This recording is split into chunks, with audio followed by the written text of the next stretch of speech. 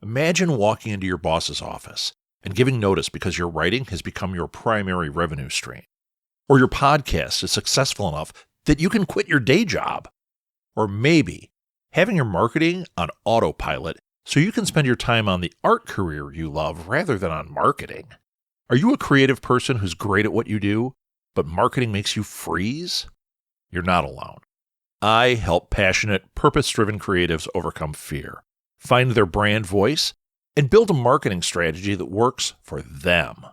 Oh yeah, I also make it easy and painless. It's never too late to grow the business you've been dreaming about.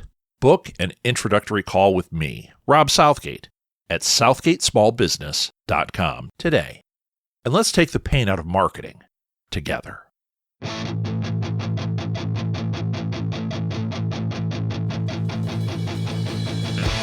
Welcome to Go Fund This, or should I say Alley Chats? It's kind of both. But today we're going to start out by calling it Go Fund This.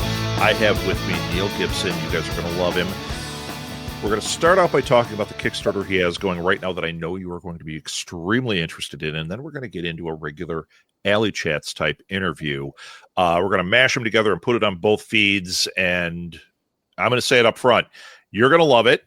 You're going to want to support it. You're going to, even if you go, I can't, you're going to want to share it with your friends because there are so many people that you know that are going to be into this project, that are going to want to support it. You want to make them aware of it because we want this to succeed. So here's what the project is. Oh, by the way, Neil, welcome to the shows. Thank you. Pleasure to be here. The Kickstarter is for the comic book, comic adaptation, not adaptation. It's an original, correct? It's based No, it is an adaptation. It's what? It's an adaptation. It's an adaptation of the show. Oh, it is an adaptation of that episode, the USS Callister episode of Black Mirror. Yes. Okay. Now I got it. See, I'm learning as well, right along with the audience here. So it's the Black Mirror USS Callister. You know what? I always love it when I come on shows when the host has done preparation. But I did. I read all this. It's early, and I have very little coffee in me right now. So we've got the Black Mirror USS Callister. It's a graphic novel. Right now, as of this moment, it has 500 backers. You have crushed your goal already. The goal was 20,164. You're at 40,075. You are going to go so much further because we still have 24 days to go. So that's wonderful news. But you want to get in on this Kickstarter. So, Neil, like I said, we're gonna sidestep the whole Go Fund This thing because you've already hit the goal, but I want people to do it, but I want to hear about you. So why don't you tell people about the Black Mirror graphic novels? A little bit about what this project is. So look, that's a very interesting question. So I love it when my guests come on and they're prepared for a question like that. Touche. Love it. No, because the thing is, okay, my favorite books are the ones I reread. Okay, and there are a few television shows I rewatch, but not many. And Black Mirror is why I love it is because what I try to do with my comics is to entertain, educate, surprise, and leave people thinking. And Black Mirror always does that, right? It sticks with you days afterwards, some episodes, and doing it in a different format lends a different spin on things. So if you imagine you see a play, but you see a play with a different actor doing it, and it's totally different. Like how many different versions of the same Shakespeare plays, but just it's with a different director, a different cast, it is different. And that's what I'm doing, a different flavor of the same story. And it is the same story because it's a great story, but having it in a different format, it's a different medium. The difference between seeing a play versus seeing a film, like A Few Good Men, phenomenal film, but originally it was a stage play. And this is just a different interpretation of a great story. You know what? We've talked about this a lot on this show. You haven't been aware of this, but I bring up a particular thing absolutely related to this with comic creators, with writers, all the time. There's a great thing. If you read the Game of Thrones graphic novel, the first one, it came out before the TV show, but it was after the first book obviously was published. And George R.R. Martin writes a thing at the beginning, and he says, I love that they're doing all these things because each one affects people differently. It's a different take and brings you into the world differently. And he said, reading the comic, the graphic novel of Game of Thrones, to him, it felt like the first time he was hearing the story. He loved it, even though he wrote it. And he said, it does have that effect. And I'm a firm believer in that. Every format you can go in, like think about when you first heard, I don't know if you're going to go, I don't know what you're talking about. When I was a kid, obviously Star Wars was a big thing, right? I think you've heard of Star Wars, right? Star what? Yeah, okay. There's this thing called Star Wars. And I remember when I was a kid, Christmas, I got all these Star Wars toys. And that night, a big thing happened. NPR, the National Public Radio here, played the Star Wars audio drama for the first time. And it was 6 hours long, I believe. And it was an audio interpretation of Star Wars, which I knew inside and out. And I had read the book and I had the comics. And then I heard the audio version. And it was like hitting it brand new for me all over again. That's what you're doing with this graphic novel. You're bringing it to us in another way, hitting us a different way. And I think the graphic novel is a beautiful way to do this. So that's why I said everybody's going to be interested. They're going to be into this because what a great idea. Oh, thank you. I like the approach that was the artist done with this, because I asked him, like, how are we going to do this? Because at the start of if you watch the episode right at the start, it's like the 1960s. It's got black lines down the sides of the TV screen, right? Right. And it's this filter. And then it goes to the real world and it's drab. And then it goes back into the game, but it's still dated, but not as dated as the opening scene. Right. And then it changes again in the game right at the end. I don't know spoilers. So how to do that? So I thought about using multiple artists, but my main artist said, actually, Neil, I'd like to give it a shot. So I said, well, how are we going to do it then? He said, well, let's how about this? And his pitch was, for the original scenes, we'll do Jack Kirby, okay, and like just 4 colors, and then we'll have a drab for going into the real world. Then going back, we'll move into Neil Adams, 1970s rather than 1960s. So it's still data, but not quite the same. We have those Ben-Day pixels, and then for the end, we'll go for current Marvel style. And I said, well, for the coloring, then I want to have a lot of like J.J. Abrams' flair on it. And this is just some of the small details we're talking about, just for let alone the coloring, the lettering, and the paneling, how we change things. But it's just fun to think how much thought has gone into this by each of the team members. I think you're approaching it just the right way. Even looking at the Kickstarter and looking at the different graphics that are showing here, seeing the different styles, I'm already so infatuated with it. And what a great way to do it. So, like I said, support this, get in on this.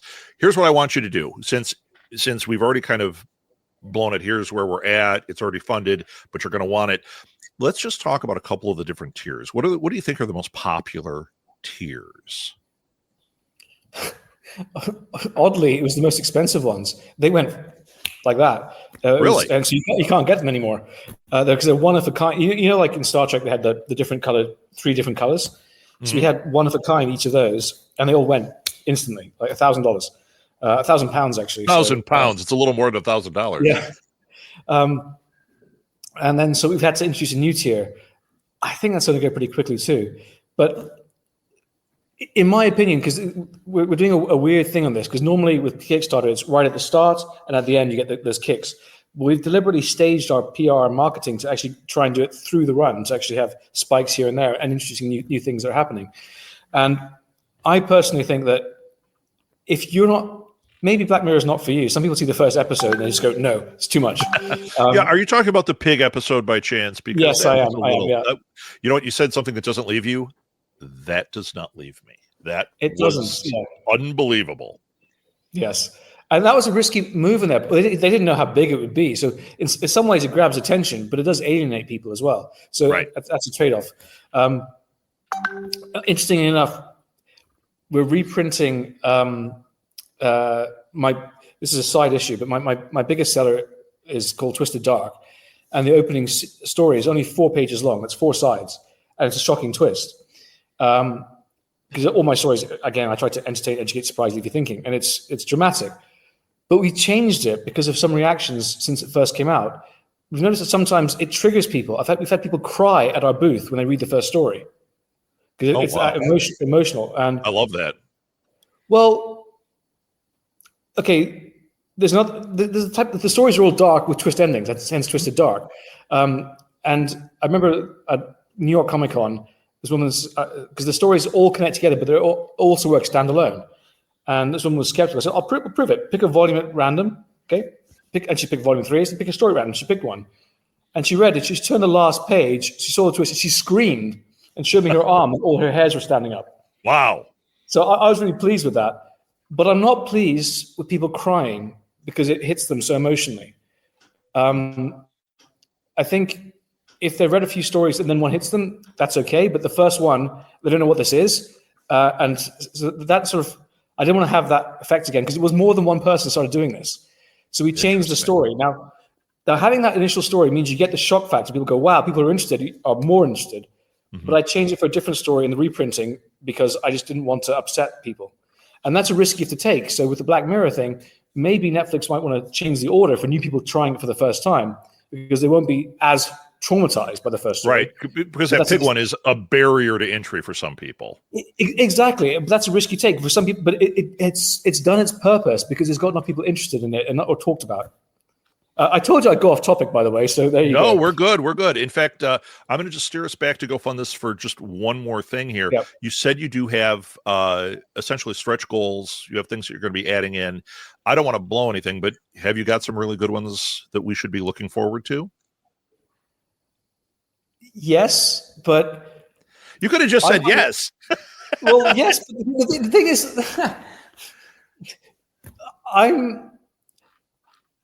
I'm not good at these public. Look. This is not my property, right? Okay. So I have to be careful what I say because if it's something that I make myself, I can say whatever I like. I can mess up my marketing team or shout at me, but ultimately I own it, so it's okay. Right. In this case, it's not my product, so I have to have other people to figure in. So I have to be very careful about things. So yes, we have a stretch goal planned. That's all you need to say.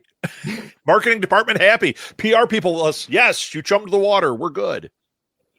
But what I will say, though, is like if you have friends who like Black Mirror, this would be a wonderful surprise gift for them because it is a great story told in a different way. And that's so when you ask my question, what is the most popular tier? The most popular tier is actually the higher end ones. But if I was you and you had a friend who loves Black Mirror, I'd get the cheapest one. But get them this because it's something special and different. Yeah. That's my suggestion. Yeah, it's the cheapest one is £25 in the US dollar right now. It's $33 for it, but it is absolutely worth it. Absolutely gorgeous. So yes, I agree with you. In fact, as I'm leafing through these, it's funny because yes, that one is amazing, but then I get to like the crew editions and things, and I'm like, wow, these are really cool. And you are right, that £1,000 tier is spectacular. And it's gone. So, you know what? When we were kids, we'd go to school, and at the beginning of school, they'd make us put covers on our books. Like, I remember like taking bags from the grocery store and you'd cut them up and you'd make a cover for your book to protect the covers. So those of you that can't get this special edition, go get some, red, yellow, blue, green wrapping paper, make your own covers for it. It won't be as cool. You'll be the dollar store version of it, but the inside is glorious. So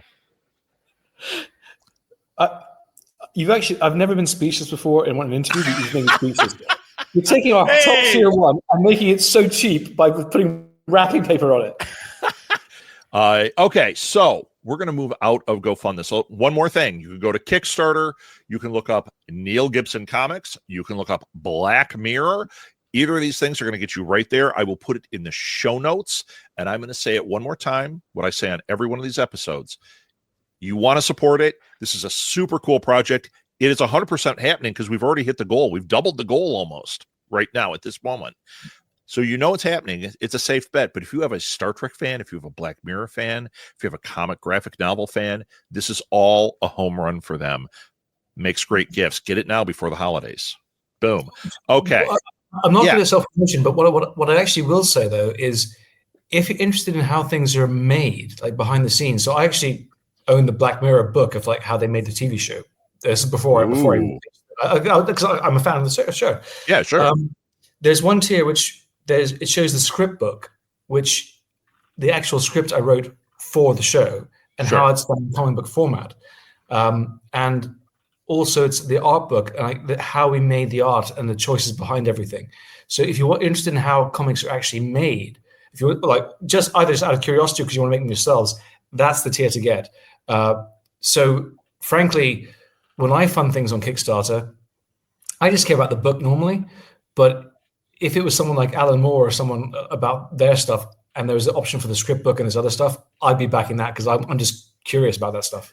Yeah, I think it comes down to what you can afford, because some people can only afford the lowest tier. They want in on it. But if you have the funds, yeah, that's the tier. Well, only if that's what interests you, because some people just need the story. So if you're not interested in that stuff, then it's not for you, even if you have the money. But there's a reason I buy Criterion versions of movies, because they have all those glorious extras, and the extras on the Criterion are the best, right? So if you're that person, there's the tier. If you just want the DVD version, you want to see the story, that's here too. And if you're a retailer, there's a retailer tier too, which is something I always encourage, which is really good. Okay. Now we're going to move into the other part of this. Ladies and gentlemen, who knows who's listening? We've got Neil Gibson with us today. I've already introduced you. Don't think that I'm going to cut this up. But Neil actually has Twisted Comics, which I want to talk about that. So Neil, give us a lowdown on Twisted Comics and what's the philosophy behind it, and let's get into it. Okay. Do you want to know how I got into it? Yeah, whatever you want to start with. This is just a conversation now. Everyone's already backed your thing. I'm even going to change the graphic on the video. So now we're just talking. All right. Okay. It's my mission in the business to get more people reading and creating comics. Because I've lectured at 6 universities about this. I've lectured at Google about it. I've done talk at Apple. I know the psychology of comics and the advantages it has for memory retention. Like if you have brain scans of someone watching a film, reading a book, reading a comic, the blood flow is the highest with the comic book. The memory retention is the pictorial superiority effect. There's so many advantages to it. I won't stop talking about it. But the reason is I felt prejudiced against it because in the UK, if you read comics at age 14, you are old to be reading comics. It's considered juvenile. Yeah. And that's just, it's bigoted viewpoints and they don't realize it. And the thing is, I felt the same way. I started to read Spider-Man and then I grew out of it because all the stories felt the same to me.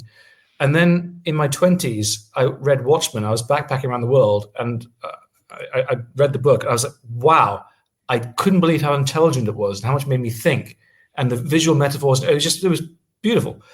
And then I became hooked. And I resent the fact that my friends, I go back to the UK because I was working abroad and they'd see me reading a comic and they go, you can't keep reading that forever. I'm like, why not? Have you ever actually read one yourself? And I get annoyed. And Brian Michael Bendis, he told me once that he'd read it and he'd read it on the subway and felt like he was reading porn or something, like hiding the fact that he's reading a comic book because he didn't want people to see that he's reading it. Right. And I understood him. And I hate that. I want to get more people reading comics because there is a comic out there for everyone. If maybe you like historical fiction, like read Mouse and emotional content. Maybe you just want to switch your brain off and you can read some superhero stuff. Or maybe you want political commentary and you can Joe Sacco or whatever. There's a comic out there for everyone.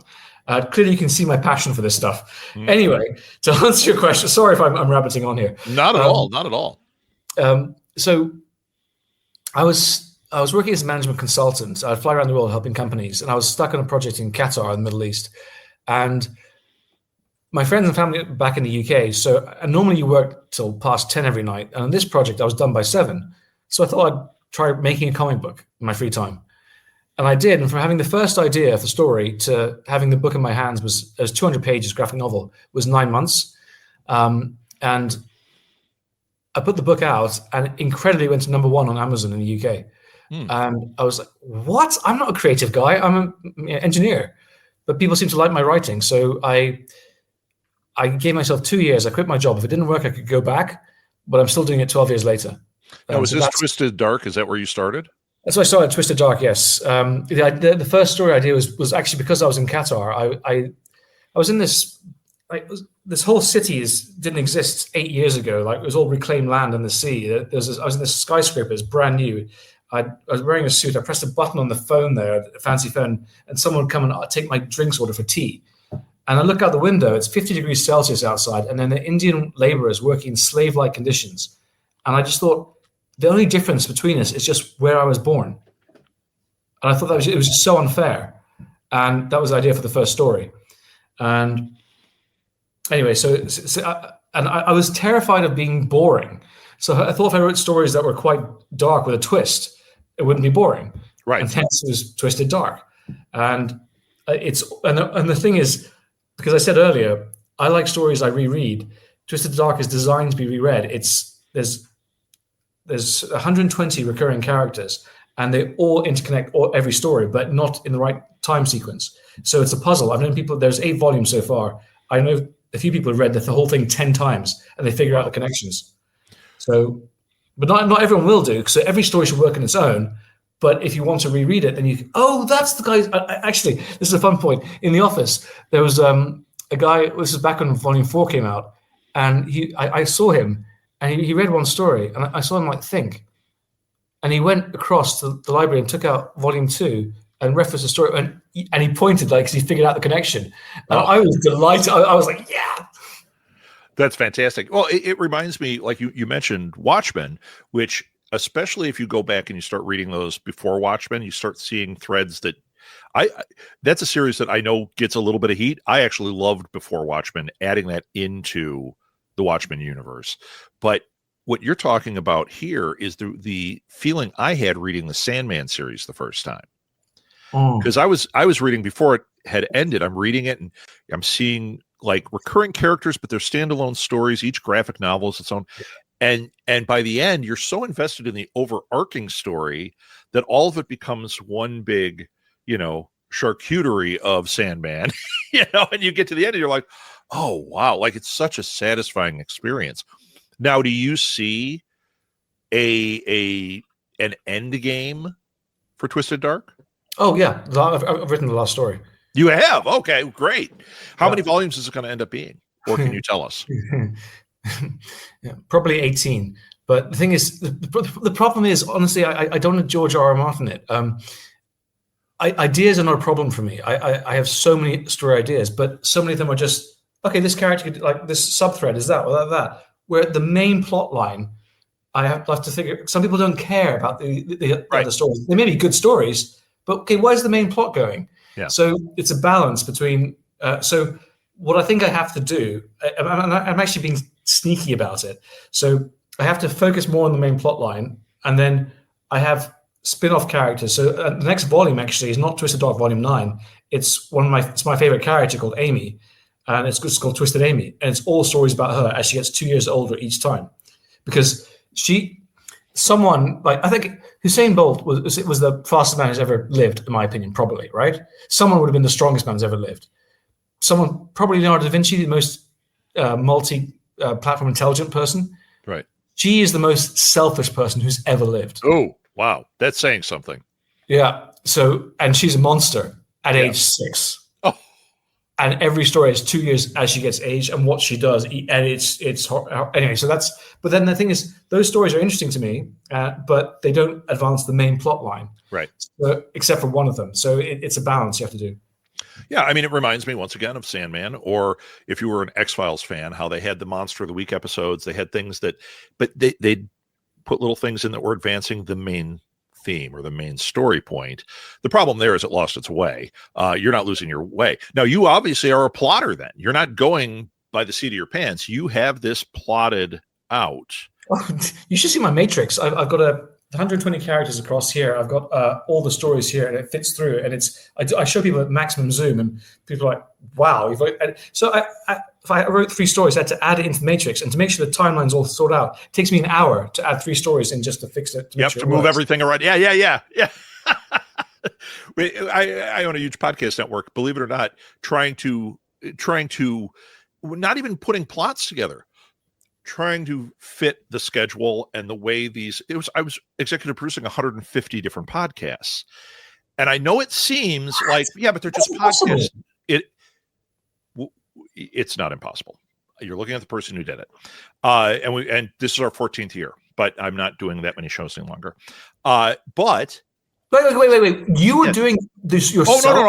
I was executive producing all of them. Okay. I was editing roughly, I think at the height, I was doing 36 shows a week that I was editing, plus doing all the social media, all the marketing, all of it. I bent time. I'd step into my TARDIS and change things around, and every once in a while something would break and I'd end up with a TARDIS that hated me, but I did bend time. So anyway, I get that though. I had a matrix there, and you'd have to go, I have to put this here. I have to say this at this time. We have to make this work. And it is so complicated.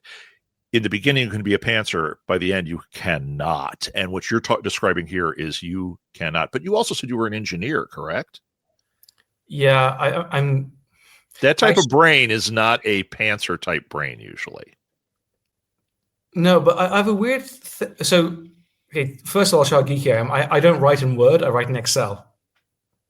Interesting. I actually do, because I can just put I put a 1 in one column, and then that means it's a new page, and it numbers all the other panels. So it's 1.1, 1.2, 1.3, 1.4, then there's 1, 2.1. So, instantly there's 4 panels on page 1. I don't have to write page 1 is 4, and if I need to change the number of pages, it's instant. And it gives me data. It tells me you've got this, it flags color, but we've got 3 pages in a row with the same number of panels. That's a great way to do it, because you can keep changing up your visuals. I get it. This is wonderful. What a great tip. Now, but you write it initially in. I write it in Word to get the ideas out. Right. But it's for the script format, because then I have a column here. This is what I want to be drawn. This is what the dialogue is. This is what the colors are for this panel. And so each panel goes along that way. And sometimes I don't fill in what's to be drawn, because let the artist figure it out. But I go, no, it's important that this clothing is this color, because the love interest introduced later will have the same color clothing. So this person's tie will be her color shoes or handbag. Right. Or the mood here. No, the background here, don't be realistic, make it red because this is dramatic. Those sort of notes I put for the colors or whatever. That's fantastic. And what a great tool for your artists too, to be able to go back and see all of that, as opposed to like, okay, here's my, it's almost like having a show Bible, but it's a running show Bible. So here's the interesting thing. Artists love it. Colorists like it. Who hates it? Investors. Oh, okay. Because they can't understand the format. It's not something they're used to. It's not a traditional format, sure. Yeah, and actors. I'm working with some famous actors on certain titles, and they struggle to read it. So I have to put it into screenplay format. I'm like, that's just... Yeah. But yeah. Even that, I've written screenplays, and even that, when you're talking actors, well, that's not the format that I'm used to. It's like, no, this is the traditional format of blah, blah, blah. No, I read this Sid whatever, and wait, it drives you crazy. So, yeah, actors, I already knew you were going to say they were a problem. By the way, I was a professional actor for 12 years, so I'm a problem, too. I already knew that, but that was just... That was from our first conversation. That was from the first moment we spoke. You went, yeah, I got this guy. I want to talk about something on your website that I find really intriguing too. If you go to twistedcomics.co.uk, this is the Twisted Comics webpage. And I was looking around, you've got all these different, styles of books, and love it, right? Love it. Love the artwork, love everything going on here. And then I saw something. Now we're going to get into marketing, Rob, for a second. You have courses on here. Yeah. I am now a huge fan, Neil. Like I wasn't before, but now I'm a huge fan. I think this is a brilliant marketing tactic. Those of you that are comic creators, have a comic company or individual, having an educational section to what you do is critical for SEO. It is critical. See, I told you, marketing guy.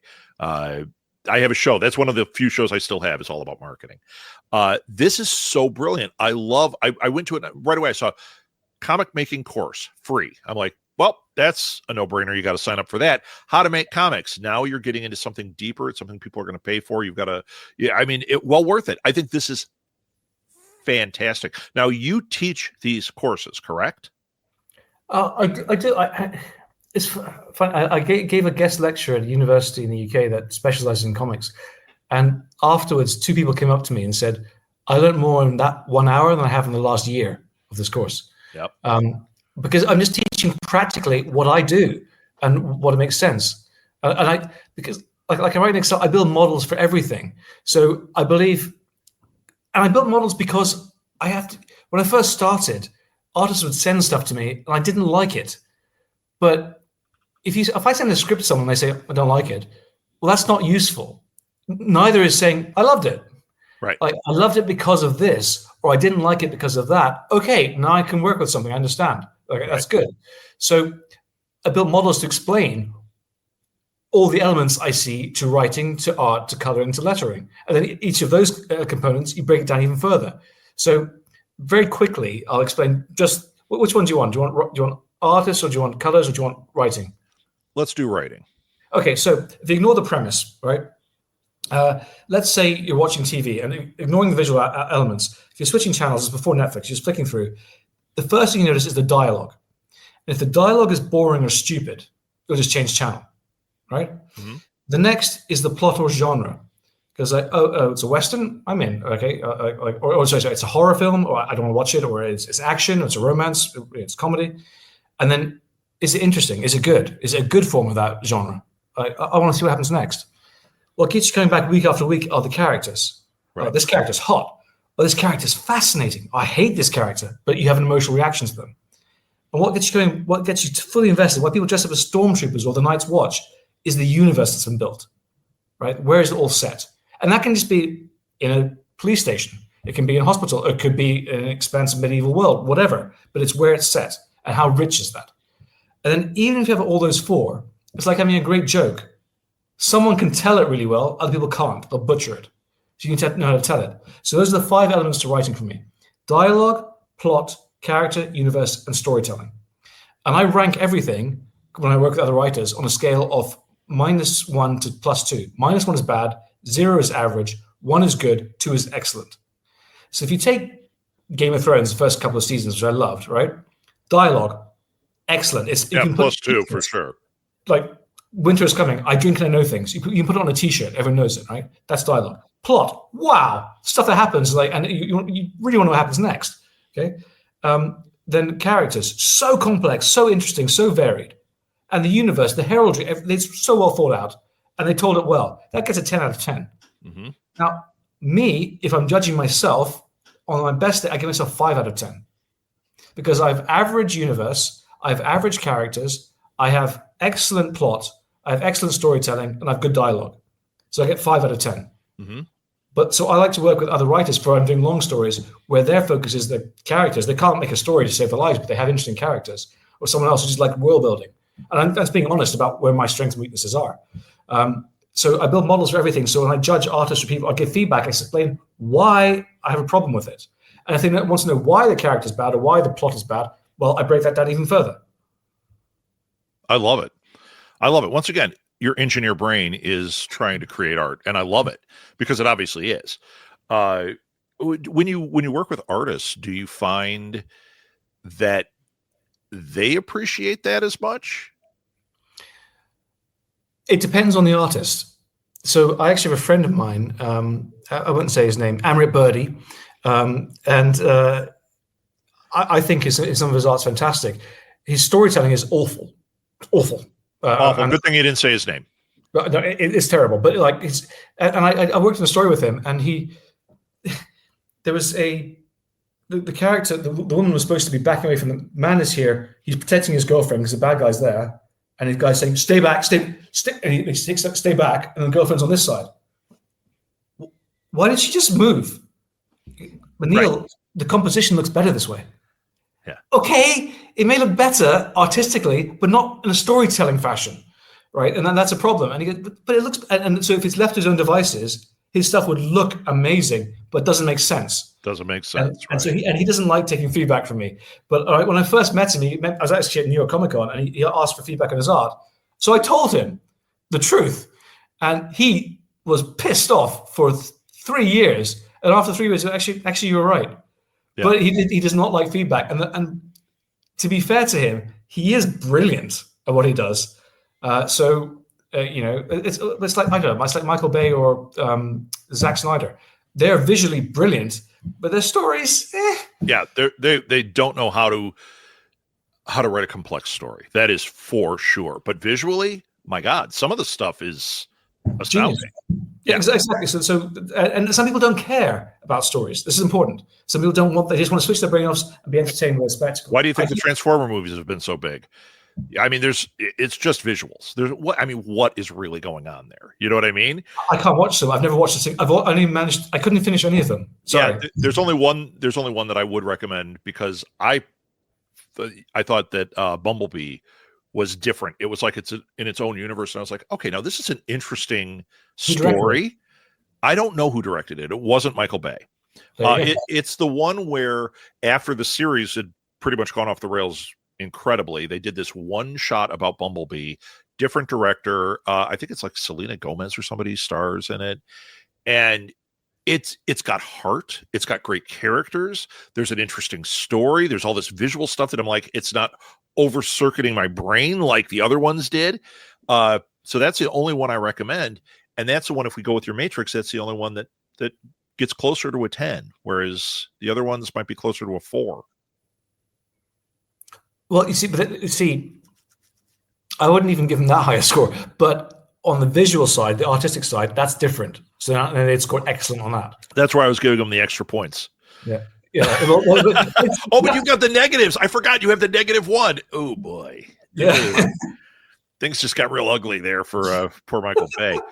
Sorry, Michael Bay. Yeah, and then you get somebody like Matt Reeves, who everything I see from him, I watch his Planet of the Apes stuff, I watch his Batman stuff. I'm like, I'm drawn in. He's taking characters that this is an ape. How am I crying over an ape that is literally just ape number 6 in the story? And I'm like, wait a minute, I just attached to this thing. It's crazy. Now, also, that scene with the car chase in Batman was phenomenal visually. Phenomenal. Yeah. So you take, okay, I did have some plot issues with the Batman. In fact, I did. Oh, sure. And there's some pacing issues too. Yes, I agree. But visually, like, man, he also knocked out of the park. And the way his take on the Riddler, I thought was so good. Yeah. That was a different take. That was really good. Yeah.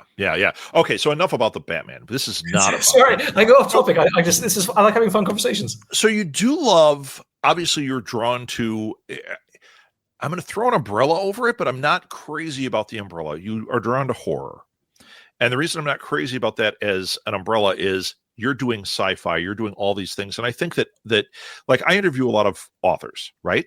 And I've been interviewing a lot of horror authors. And when I ask them about horror mixing into other genres, some of them are like, no, it's all horror. And a lot of them are like, well, yeah, horror elements are in romance and horror elements are in this and horror elements. It's like, I like when there's the cross genre, and I hate when everything is pigeonholed.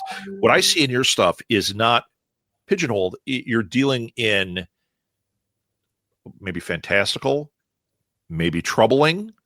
I think there is horror there, but would you consider yourself a horror guy, or are you thinking, no, it's because like Black Mirror, I wouldn't call that horror either. I wouldn't call it sci-fi, that's for sure. So I call myself a psychological thriller writer. I think that's accurate. But it's interesting. I was on a panel at Comic-Con London just a couple of weeks ago, and there was a horror panel, and I was asked to talk. I told everyone, look, guys, I had to look up the definition of horror because I don't watch horror. I get terror. I saw The Ring when I was living in Houston with friends in the daytime.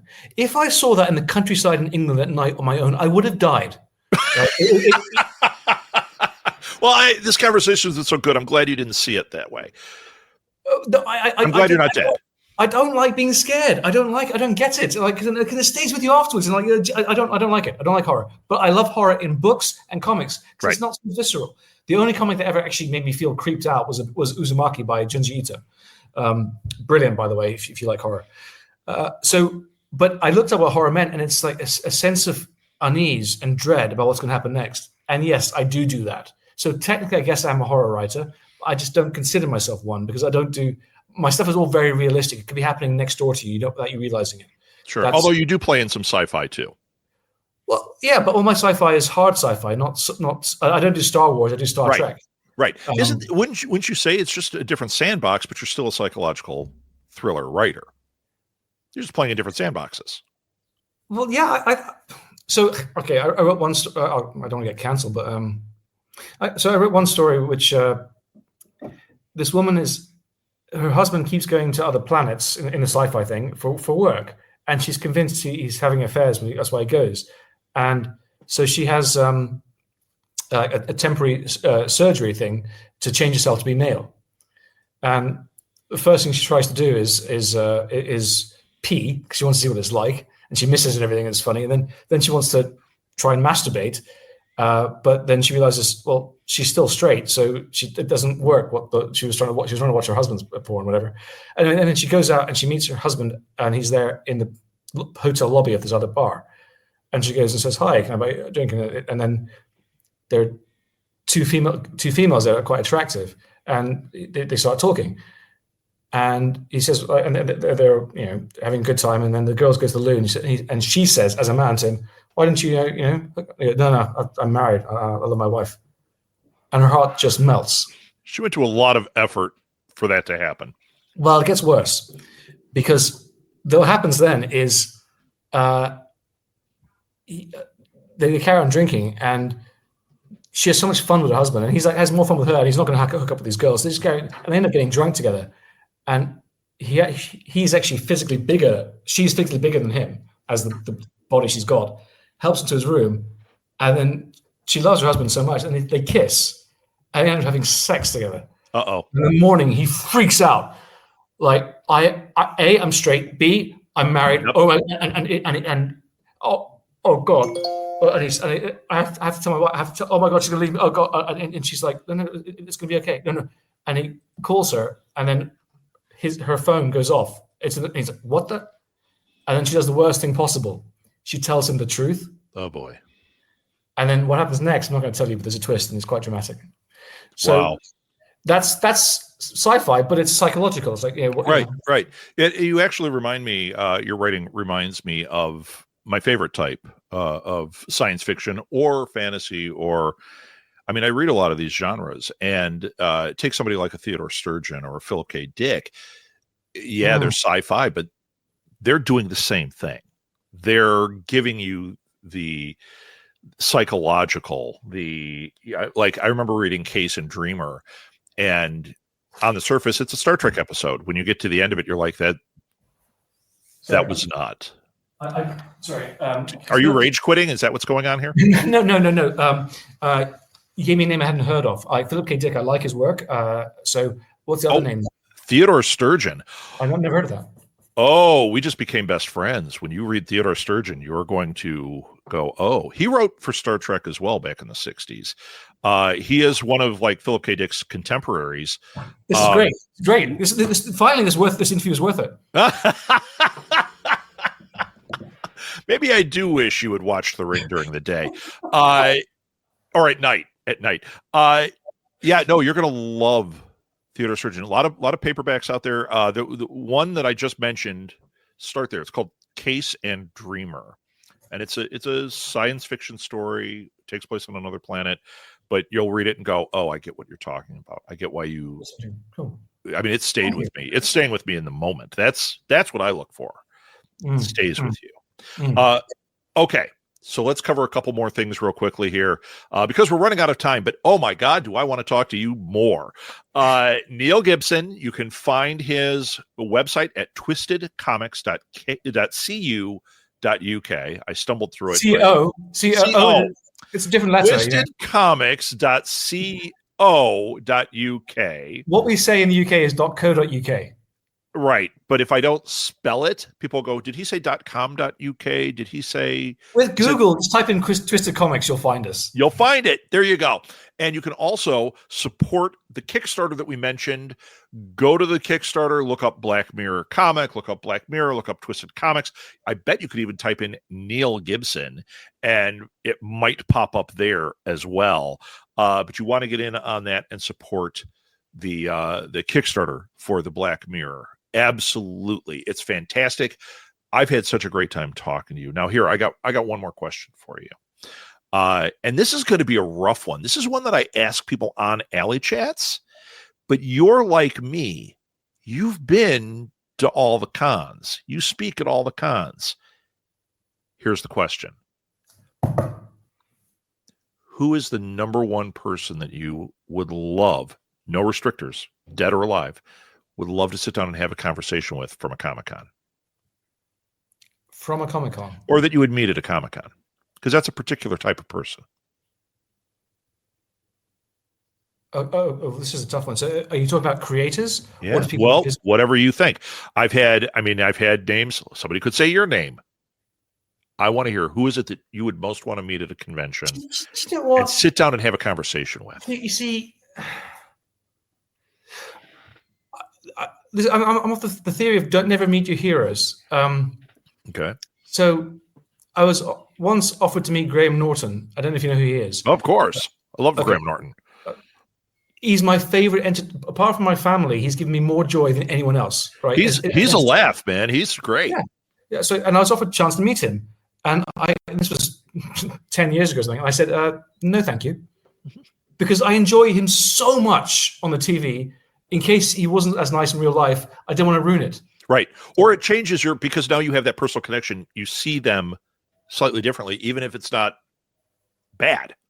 Yes, exactly. So they're human to you then. Yeah. So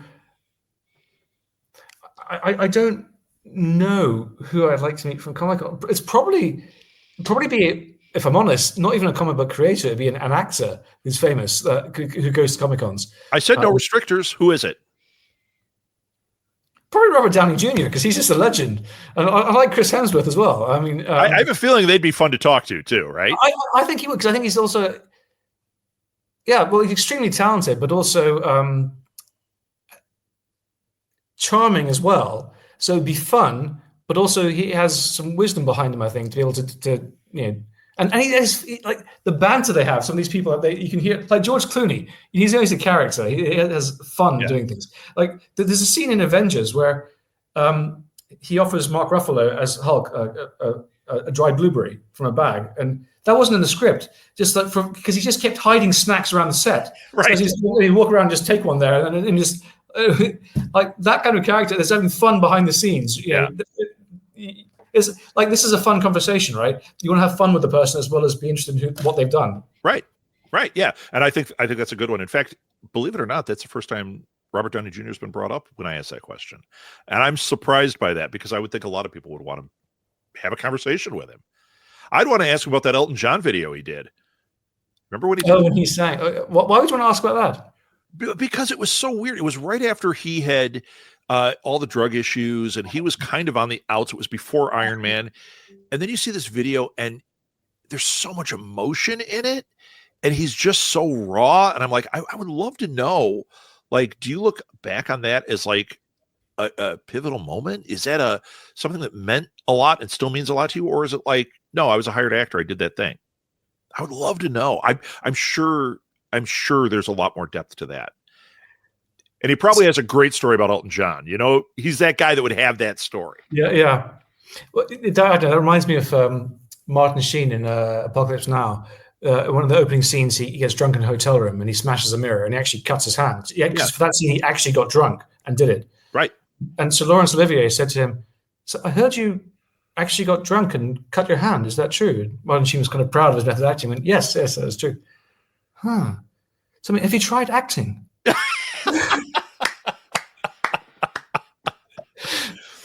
There's a similar story, and I'm going to get it wrong, so I'm only going to put it out there. But there's a similar story when and is it Laurence Olivier who was in Marathon Man with Dustin Hoffman? I can't remember. I can't remember.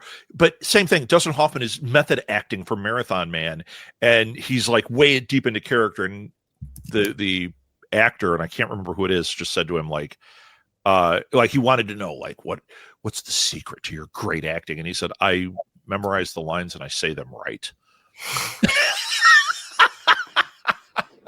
Good point, because you do.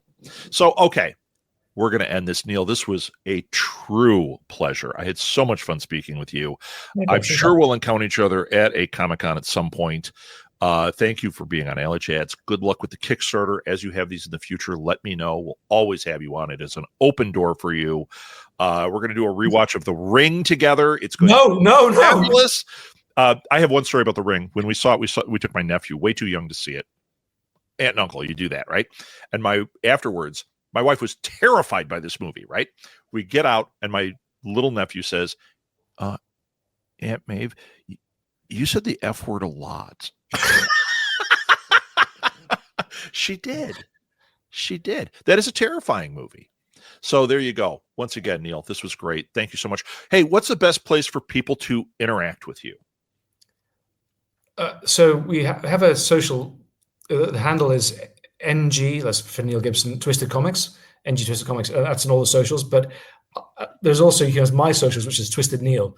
But I'll be honest with you, I don't do social media. I've never understood it. I don't like it, because even when I start doing it, I suddenly have to respond to all these messages, and then I get, oh, that's interesting. I click on this, and an hour is gone. I've done nothing.